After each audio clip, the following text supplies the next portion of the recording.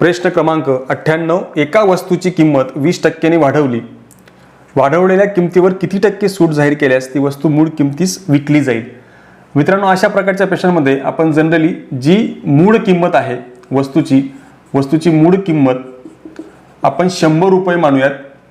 जर 100 रुपये मानली तर त्याच्यावरती आपण जर 20% वाढ करतो आहोत तर 20 रुपयाची वाढ तिच्यामध्ये होईल आणि ती 20 रुपयाची वाढ होऊन ती किंमत जी आहे ती 120 रुपये होईल.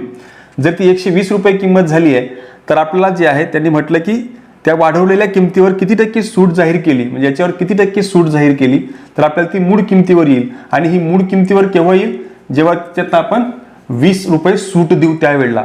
पण आपल्याला 20 रुपयाची टक्केवारी काढायची आहे. सूट टक्केवारी ही जर काढायची असेल तर आपल्याला माहिती आहे की आपण ती किंमत 120 पैकी 20 रुपये सूट देतोय आणि टक्केवारी काढण्यासाठी आपण 100 ने गुणतो. तर इथे 0 कॅन्सल केला तर इथे भाग जातोय.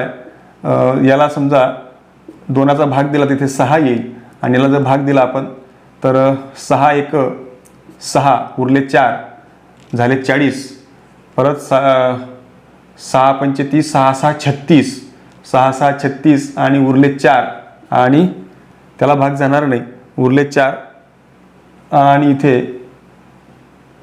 6 ने भाग दिला तर परत त्याला भाग जातोय म्हणजे 16 आणि इथे 2/3% या प्रकारे आपल्याला जे आहे ती सूट पर्सेंटेजमध्ये मिळालेली आहे. आणि हा आपला पर्याय क्रमांक 1 जो आहे तो अचूक पर्याय आहे.